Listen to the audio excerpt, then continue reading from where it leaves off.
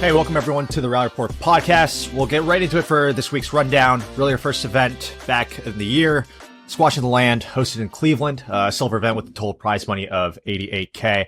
So is it just me or anyone else finding these silver events to be far, far more entertaining than the platinum events? Really have nothing bad to say about this event and how it's run, even though it's not one of those flashy diamond or platinum events. Essentially, there's 3 different venues showcasing the traditional court, an old school glass court, and the modern blue glass court as well. I personally think all executed incredibly well, from camera work to no lag in the live stream, and love the addition of Emily Whitlock in the commentator's booth. My only comment would be if the PSA or the YouTube of these live streams can add a live chat function for the fans. The community is small enough that I feel like it enhanced the viewing experience if we can get that in there. But breaking down the event, I just really fucking love these silver events draws because it's such a dogfight in every round. Every round is entertaining. Really shows the depth of the tour right now, especially outside the top 10. And Jesus, this Jonah Bryant guy is the real deal. Had probably one of the harder draws within this event from being up against quality players like Bernat Jama and Leonel Cardenas, beating both of them in 5 and then backing it up with a monster battle with Momin. Cramped up in the 5th game there, but made no fuss about it, just played on until he collapsed at the end. Really just a no-nonsense player. Doesn't get intimidated by the higher-ranked players at all. Don't know how many of you have caught on in terms of watching him play, but he's something else, man. Still 19. Not a player that the older experienced guys can just bully out. He holds his ground. I mean, his game's brilliant. The way he varies his shots, smacks the shit out of it in his forehand, back corner, moves fantastically well, flexible. Doesn't have the classic rigid movement we see from a lot of English players that I feel are harsh on the knees. So, wow, what a week from him. And come on, we cannot not talk about last week's guest, just showcasing that when everything's clicking and physically and mentally, he should be in the top 25, 20 level. Do I think it has a little bit to do with dry January? Maybe. But there's no way George is going to continue to do that. On a serious note, again, genuinely very impressed with how organized George's squash was this week. Honestly thought he was the better player, even against his match with Gawad. And I don't know, maybe people have mixed opinions about his behavior this week, but personally, I thought it was massively contained. Well managed by him. I feel like, I get it. I feel that the refs need to be harsher on players who, have a bit of a reputation like George does and who talk back, but especially in the Gawad match, I thought it was a little over the top.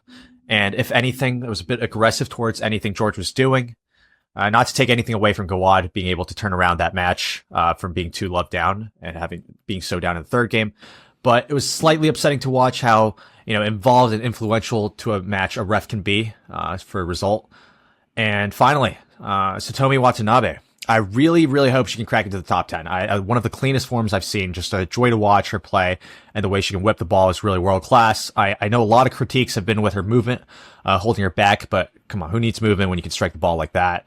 But I'm sure she's aware about her movement needing to be better if she wants to move up, to the top 7, to the top 5 onwards, because I feel it's only a matter of time before she cracks into the top 10. But what a week from her, and honestly, they're about to kick off the finals by the time I'm recording this, and she's my pick to win the tournament. Put it out there right now. Anyway, we'll leave it at that so I don't ramble on too much, but before I introduce today's guest, not sure how many of you actually follow along college squash, but highly recommend it with any squash fans out there to tune in. It's relatively easy to follow along with so many available live streams nowadays, especially amongst these top teams. The depth, the atmosphere, the venues, they're all electric during these matches. So, no better time than to introduce today's guest, one of college's current best players, Nik Spizzirri. It's been a minute to have an active college squash player on, and no, I've not quit on watching college squash, so couldn't have had a better time to get today's guest on with all the good college squash matches that are going on, and also individuals coming up real soon. So joining us today, I'm quite certain is probably the best American player right now in the college squash scene. Welcome, Nik Spizzirri. Yeah, thanks, Sean. Thanks for having me on. Excited to be here. Yeah, thanks for joining in on the depths of the season. But yeah, how's the season going so far? I know you had a brutal weekend with back-to-back matches that are pretty close in contention, but my opinion was it seemed like it's pretty obvious that Penn's going to repeat. Don't want to jinx you guys, but yeah, the season's been going well. The boys have been working real hard. First half of the season went through with no blemishes, which was nice. And then this past weekend we had probably our toughest weekend of the year, at least one of them for sure. Outside of nationals, that is. So we played Trinity and Yale back to back at home, which was nice. Trinity put up a pretty good fight. We beat them 6-3. But yeah, I mean, they came to play that day. I lost to Benedek, who played pretty well that day. Yeah, he played well. Unfortunately, we weren't able to get a big crowd just because it was in the middle of winter break still, so no one was back. But hopefully next time. Crowd? Oh, I enjoy the crowd, yeah. But hopefully next time we'll have a crowd if we play them in Philly at Nationals. And then played Yale the next day. Yale had a battle with Princeton the day before. I think Princeton won 5-4. So they came in. I think mentally they were probably a little down because I think they expected themselves to beat Princeton.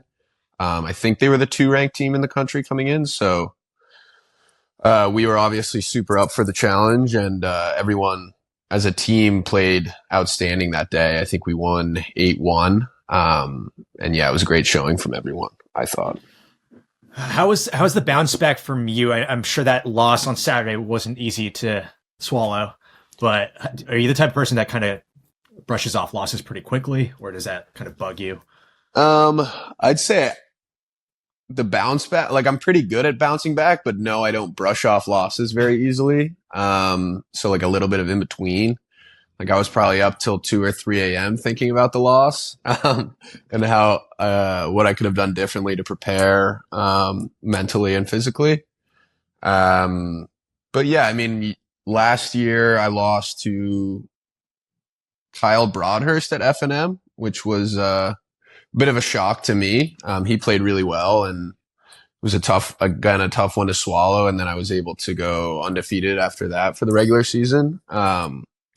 So I don't know. It seems like I'll just have like a loss and then usually like kind of lock it in a little bit. That being said, like Salman, our number 1 and Omar, our number 3 right now, are both phenomenal players. So if I'm not playing well, they're always up to the task to take on the reins at 1 and 3. And then the rest of the team obviously carried me to a win against Trinity this past weekend. So I was happy to see that. But yeah, I mean, I definitely came in on that day against Yale with a little bit of fire in my belly and, kind of a point to prove that like I'm not going to be a pushover this year. And although I lost to Trinity, I'm still the same player and wanted to prove that day. So that was kind of my thought process going into Yale match after the Trinity loss.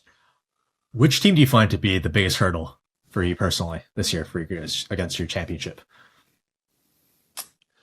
It's an interesting question because I think we match up really well against Yale. Although Yale might be the strongest team on paper, I think in almost every position we match up, at least in my opinion, pretty confidently. Trinity definitely has a pretty strong top of their lineup, I'd say. So they're tough to beat there. I think Princeton has an interesting lineup this year. So, I mean, I can't tell you how we're going to match up against them until we play them.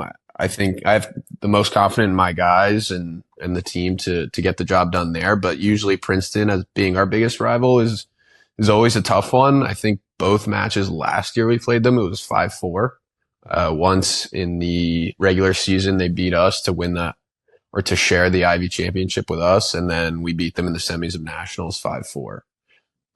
So I'm going to say them just because we haven't played them when we played the other 2 teams, and won. So it should be an interesting one. We're going to get them at home as the last match of the season, hopefully to win the Ivy championship. So we'll see. I think it's going to be a battle though.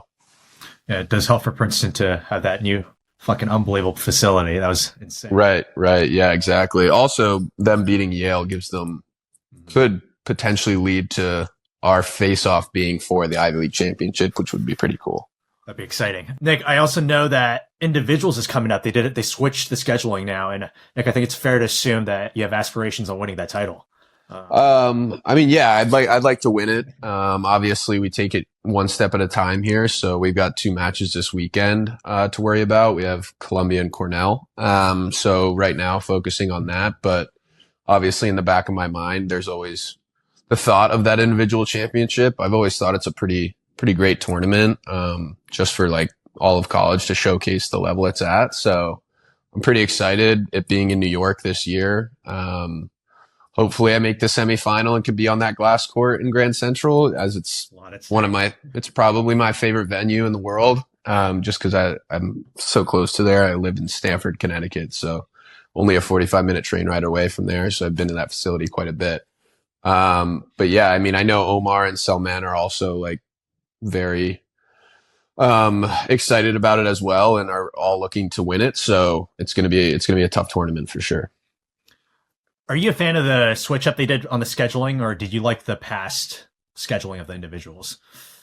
Yeah, I mean, I don't know. The end of the season's a little tough just because right after nationals, it's kind of like you either want to wind down and stop playing or you want to celebrate, for a couple days and then go straight into individuals. It's a little tough in that sense. But like having it in January now is interesting.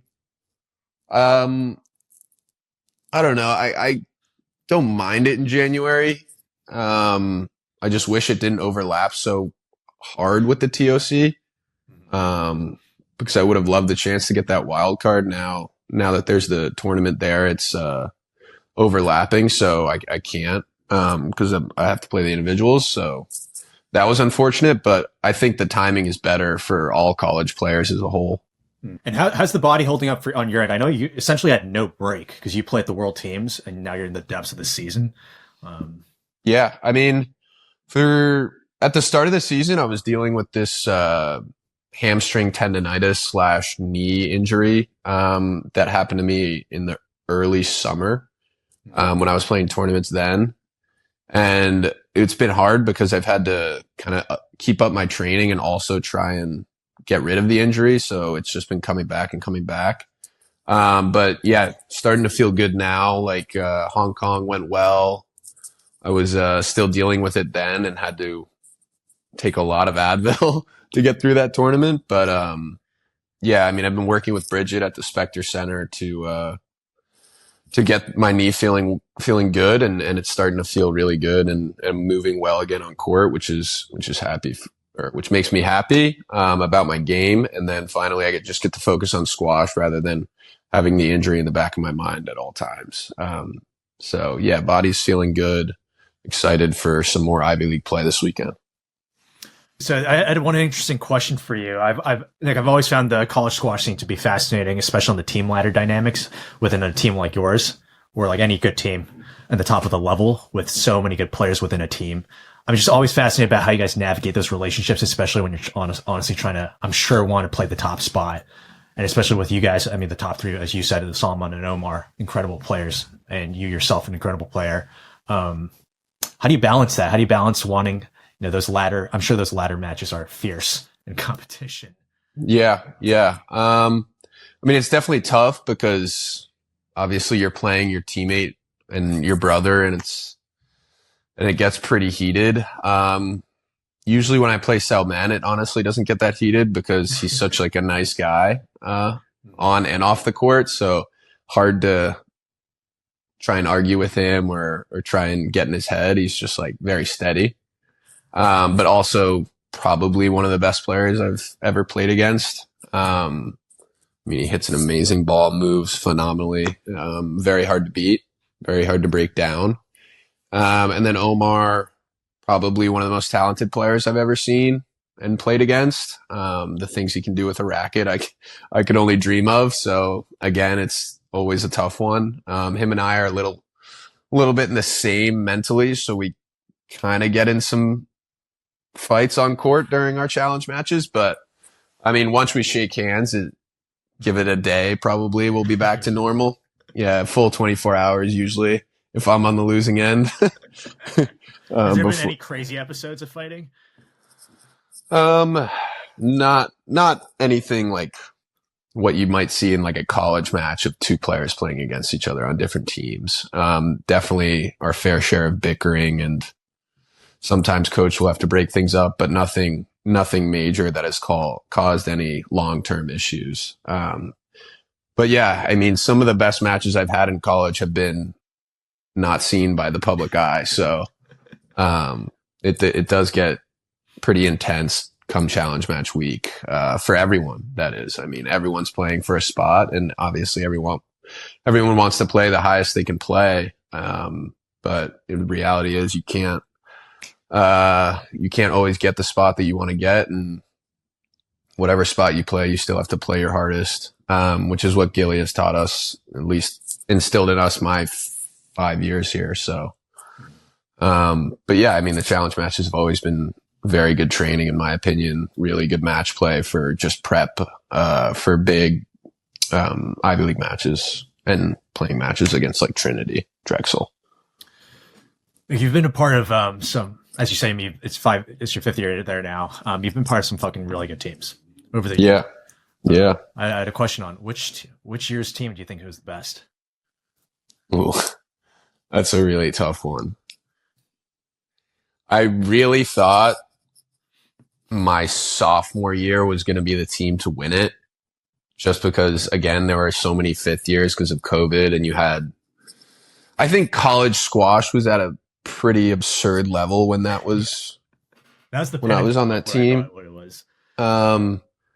Like having Andrew and Ali, and then Yusuf and Victor and Marwan Tarek, like Ali Hussein, Omar Al Turki, like these guys were powerhouses in juniors when I was growing up. So to have them just all in the college squash scene at the same time was pretty crazy. I think Yusuf was in the right outside, or might have been in the top 20 when he was playing at Princeton, and then Victor was probably around the top 40, and then Ali a year later was in the top 20. So, I mean, these guys were really, really talented. That being said, I mean, you also had guys at Drexel like Matthias, and I mean, it was like a pretty crazy time for college squash, I thought.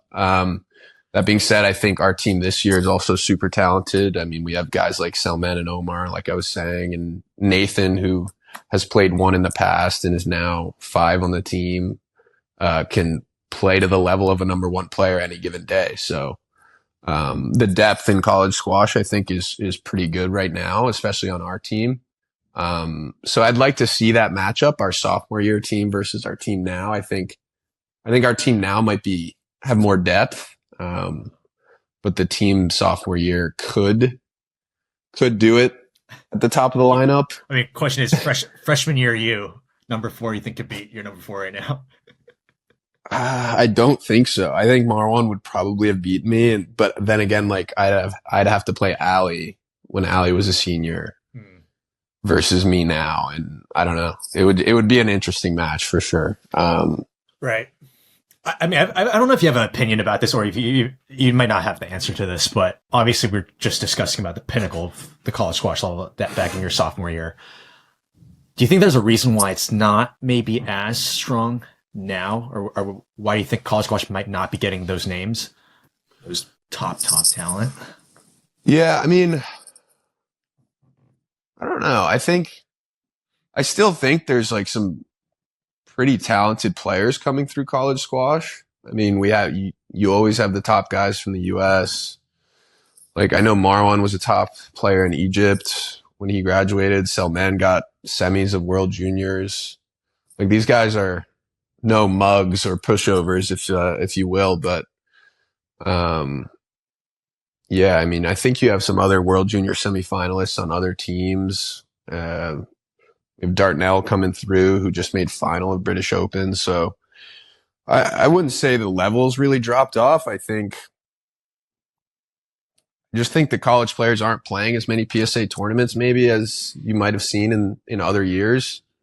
Or maybe that was just a year of some pretty crazy talent, obviously, like we were saying, the pinnacle. Yeah, I mean, it's hard to say really, because you can't really tell the talent of current college squash until they graduate and go on to be pro. So we'll still have to wait and see on whether these guys have the talent to make it to the top level in the professional tour. Yeah, fair enough. Solid answer. Nik, I wanted to actually hear about kind of your background on why you decided to pick Penn during a time where I'm sure a lot of schools were recruiting you. And there's so many good teams at the, especially with Harvard as well. I'm sure, I don't know if they went ahead and tried recruiting you as well, but what ultimately led you to pick Penn? Yeah, sure. I mean, the recruiting process was pretty tough for me. I was trying to look at all my options. I didn't do all my visits till the spring of my junior year, whereas most of my friends who were top players also had probably committed by the time I was doing my visits. Um, but yeah, so I visited Harvard, Yale, and Penn, and I kind of barreled it down to Yale and Penn. I don't know. I just didn't feel like I meshed well with the Harvard team as I did the others. My dream as a young kid was always to go to Yale. I always loved the facility there, and it was so close to home. Playing tournaments there was always a lot of fun. And I had a lot of high school teammates that were already there. And Brian Leonard, who was a best friend of mine in high school, had committed there when I was making my decision.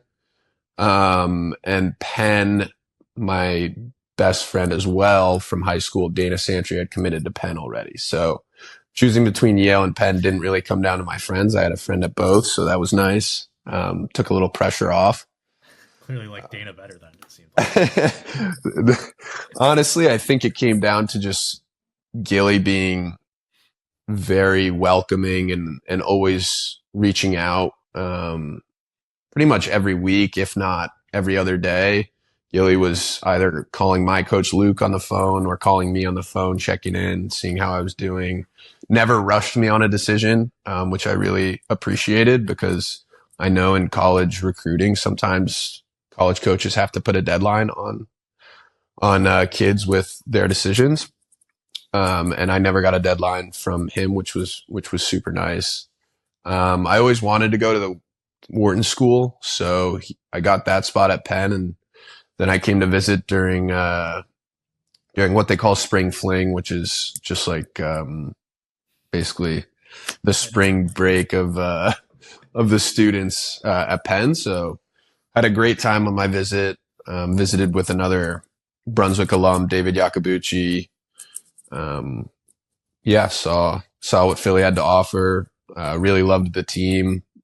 Meshed well with Dougie and Allie and James Flynn, Zach Bradlow, Saksham and Dylan, and knew that Dana was already going there. So that kind of made the decision a little bit easier on me.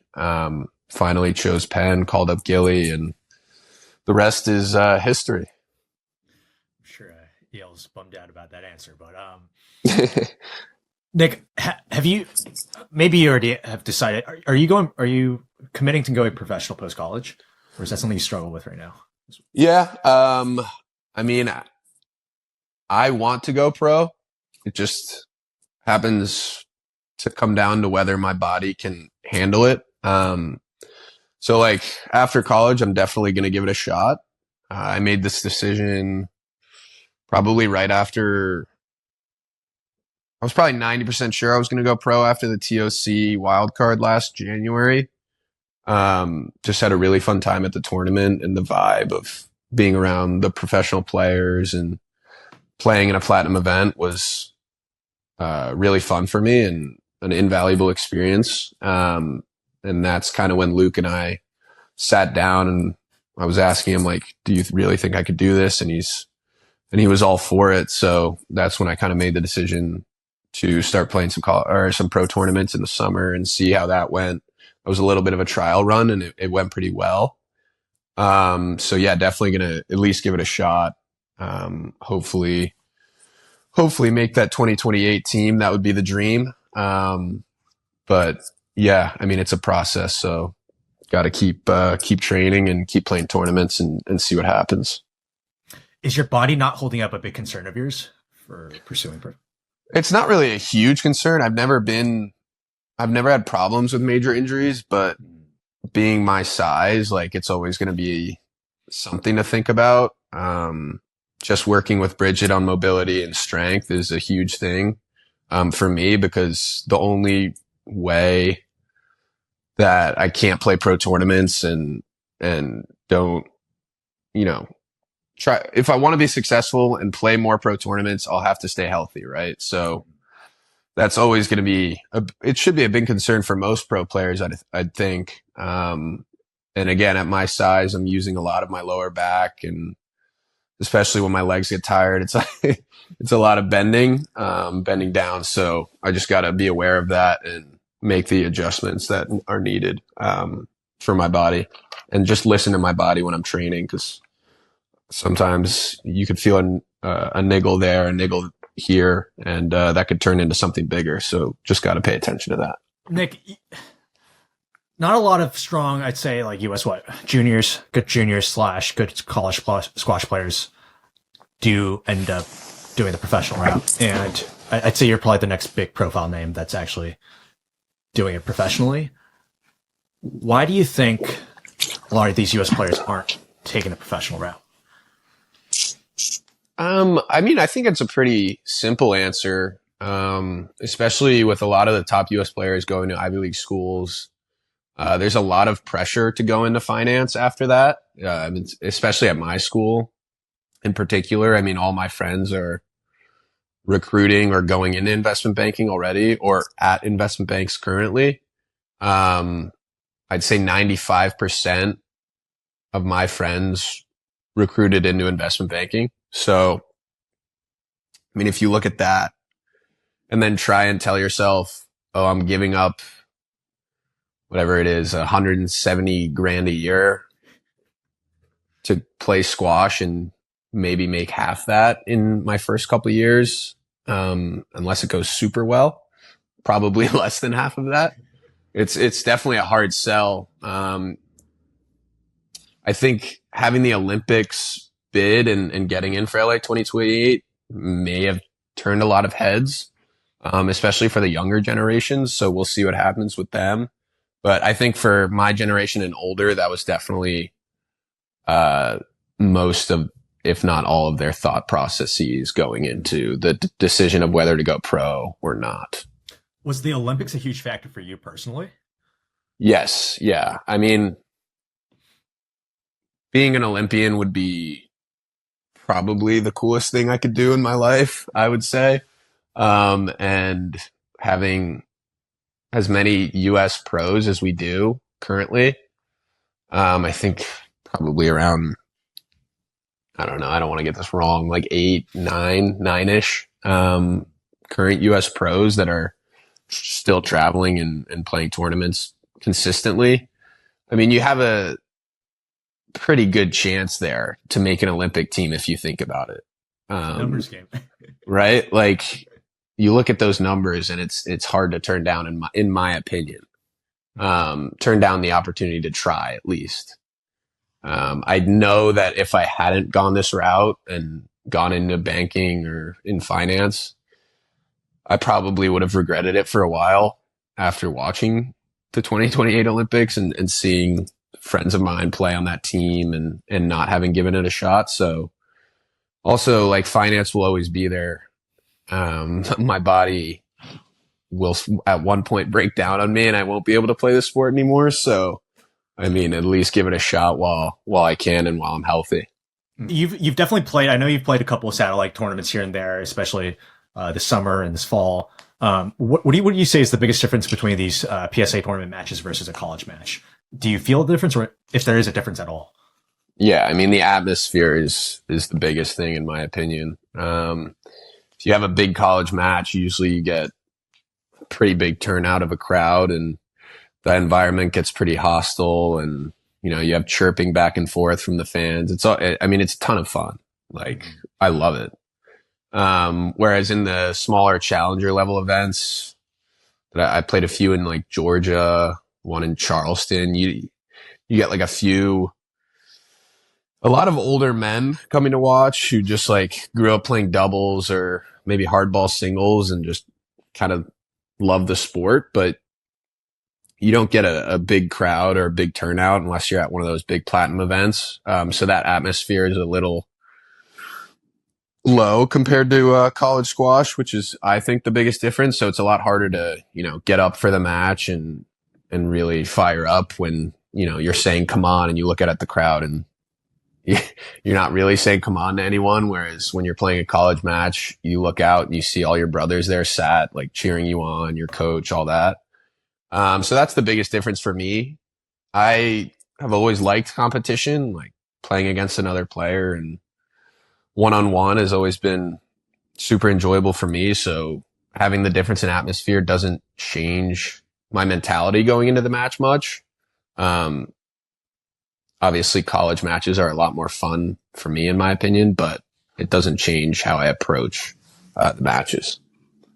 Where are you planning to be based after? In Philly? I know your coach Luke is in Connecticut, so are you planning to go back to that setup or? Yeah, that's actually a good question because I'm still thinking about it, but I have a few thoughts. So obviously Philly is a big hub for pro squash for the US right now, with Timmy and Spencer being here, the National Center, Nick Taylor, and Bridget all being based here. So that's a thought. I also have another thought for me. My brother's a professional tennis player who graduated in May of last year. So he's going to be living in Florida, Delray Beach specifically. So the thought would be we would move in together and I would train out of Kinetic with YL and the guys down there like Tom Walsh and Jeremiah are having great results right now. Obviously training super hard, so there wouldn't be a lack of pro talent there. So those are kind of the two options that I've been exploring. Going back to Connecticut, if I stayed in Philly or Florida, I'd probably be going back a few times just to keep up my training with Luke. And, he's probably the only coach I go to for like serious technical advice, currently. So I don't know if my forehand's looking a little bit dodgy.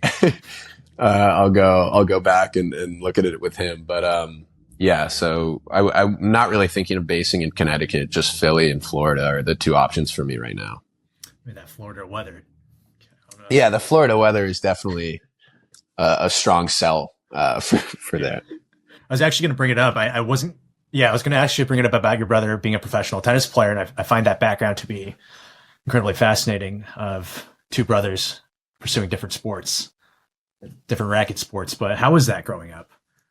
Yeah, I mean it's interesting, quite competitive. It's funny, like we both started playing tennis when we were super young. When I was probably 4 years old, 5 years old. My dad loved racket sports. He was never very like good at any racket sport in particular. He was a pretty high level men's club paddle tennis player. He'd say at least he's won like, I think 10 club championships.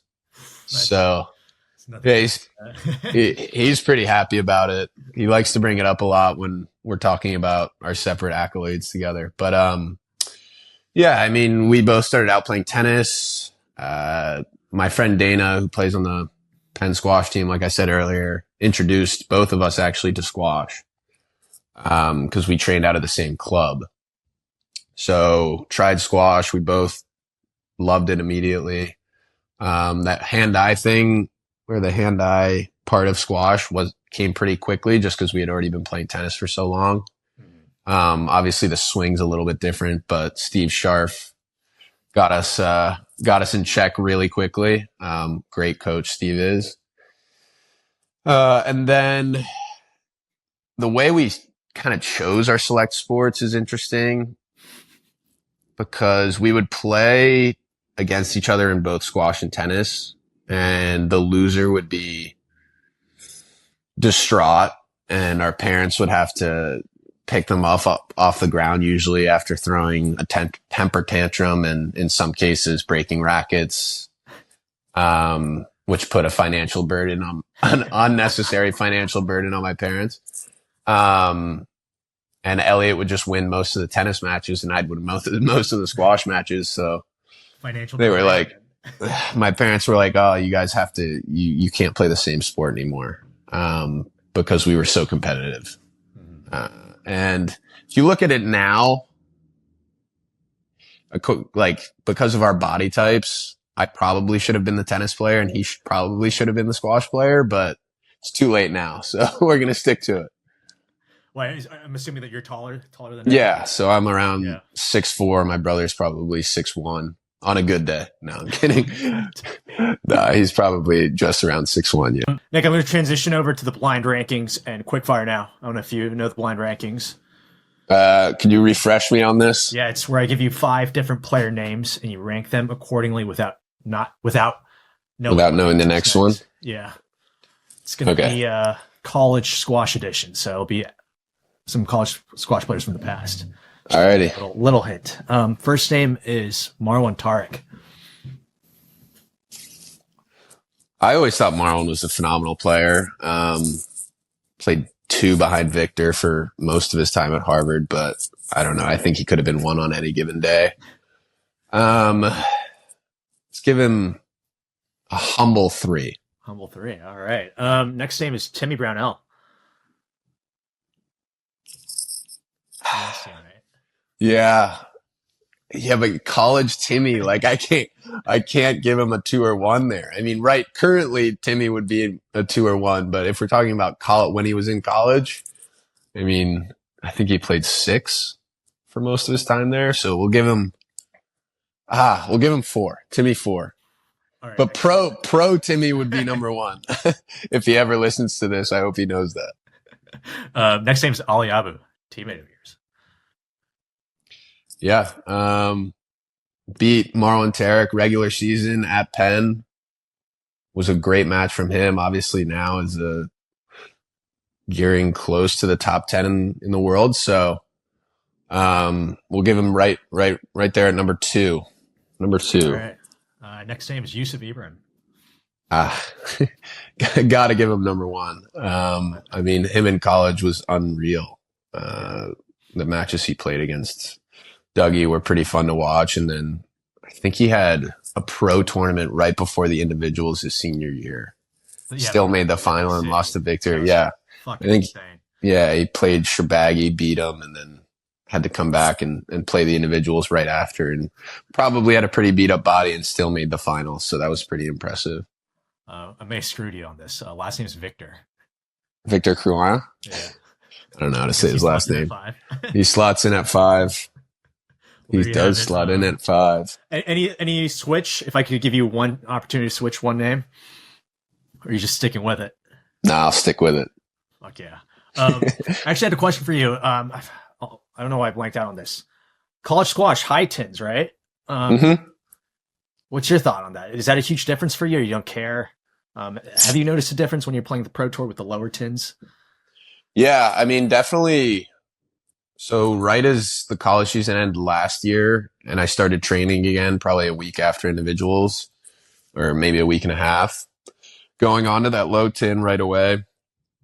The court felt massive to me just because I was already pretty rusty and hadn't really played on the low tin at all. But now the switch is pretty easy. I mean, most of the courts that I'm playing on at Penn and at Spectre, you can lower the tin or put it up whenever you want. So like if we're getting ready for any pro tournament, we'll just lower it at Penn. If, I don't know, like Omar's thinking of playing a satellite or a challenger. I mean, he won a 9K. What was that? 2-3 weeks ago. Yeah, I mean, we would just train on a low tin for him for that. Yeah, I mean, I like the low tin.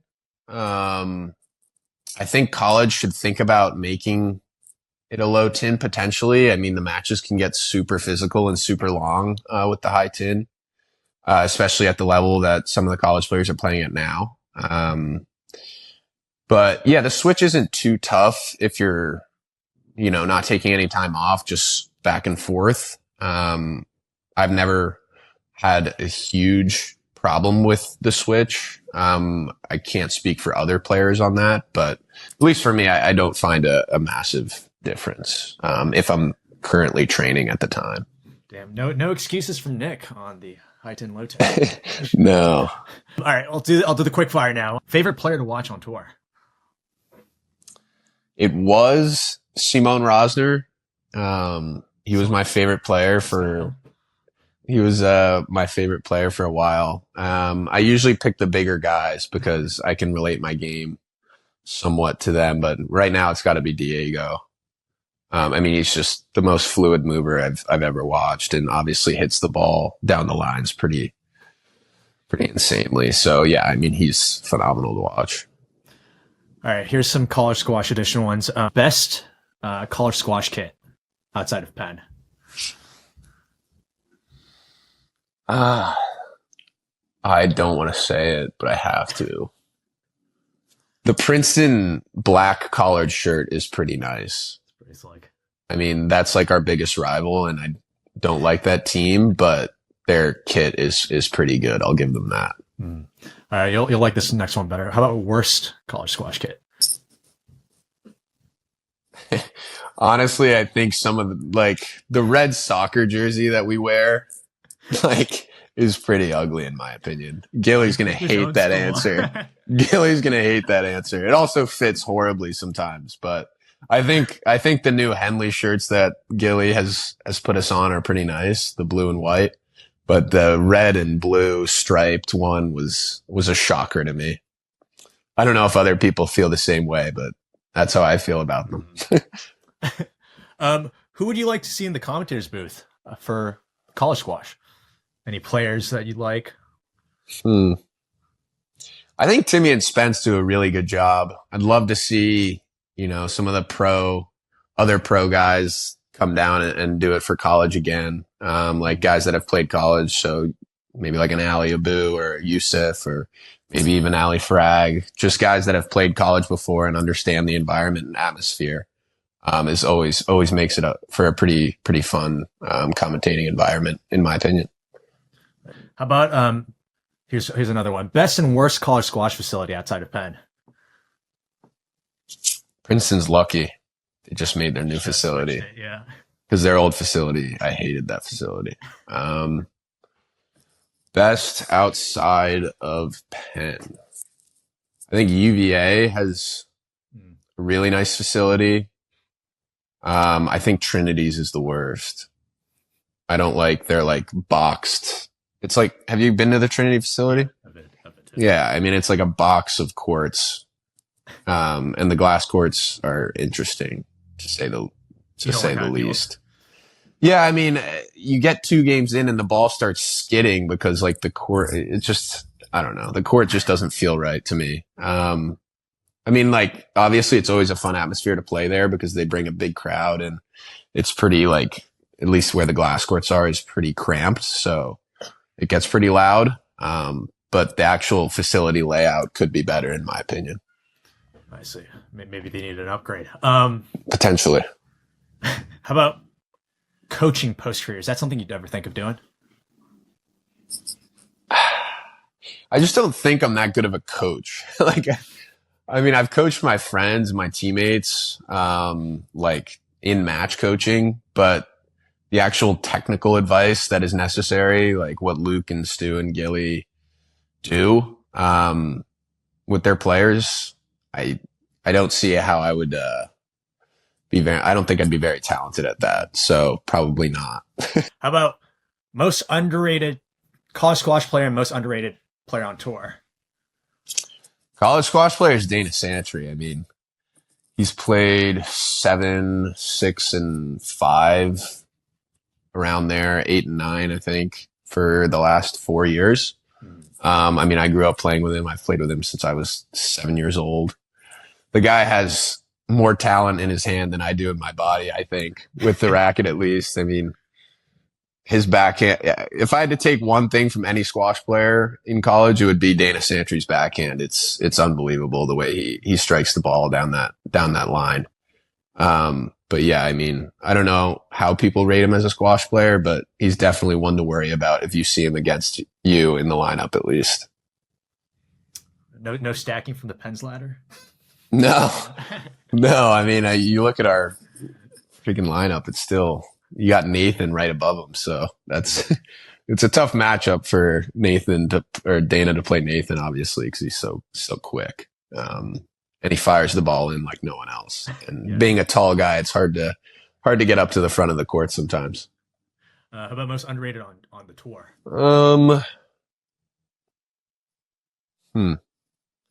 It's an interesting one. I got to think about it. I don't know how, honestly, I don't know how people rate a lot of the pro squash players, at least in my opinion. I don't think a lot of people talk about Yusuf Solomon as much as he should be talked about.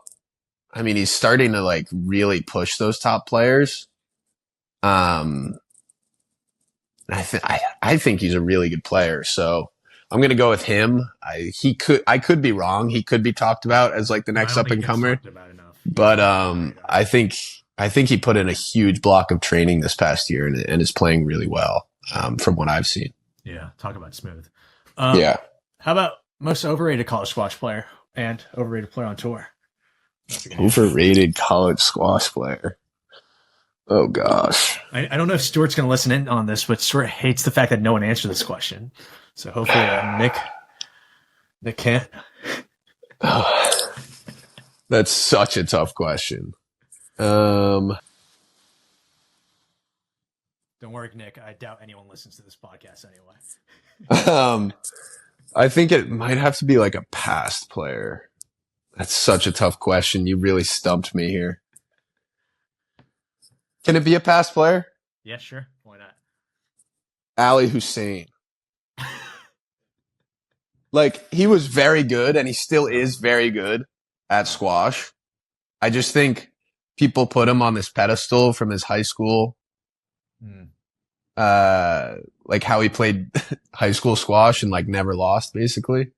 And then in college, he was number one at UVA, but I don't know. I played him once in college and it was pretty tight. I mean, to be fair, he probably should have beat me 3-love that day, but I don't know. I think he gets too much praise in my opinion, but I hope he doesn't listen to this, but Nik picked my high school teammate.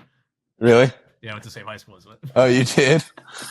So you must think I'm wrong, surely.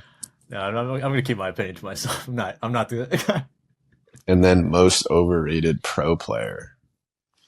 How do people rate these players is what I'm thinking. It's like, I think Victor Crouin is the most overrated pro player. Except, I mean, he did play phenomenally at World Team, so tough to argue for me on that. But just because that's me projecting our loss against him my sophomore year, basically. Last question. I was going to switch it up if you weren't going to answer that question to any player you don't like playing that much. In college? Yeah. Whether that be a style clash or Nathan. Yeah, I hate playing Nathan. It's like the biggest clash of styles and horrible game for me to play. Just because, like, horrible for the four knees. Yeah, I mean, horrible for my knees, horrible for my back, and just I can never feel like I can get a rhythm because he's so quick and fires the ball in at random times. It's just really tough to get a rhythm. And I don't know. I'm as a squash player, if I don't get my rhythm, it's I don't know, mentally I start to check out and then errors come. And yeah, I mean, Nathan is up 3-2, I think, in the matches we've played in college. So yeah, he's a tough one to play against. That being said, also Salman seems to have my number in matches that haven't been seen, but yeah, I have a tough time playing both of them, as well as Omar. Like, Omar beats me on any given day too, so it's tough to argue against any of them. They're both all three are really hard to play against for me. Awesome. Well, I think I'm gonna wrap it up there, folks. And Nik, thank you so much for joining in. Yeah, thanks for having me, Sean. This was super fun.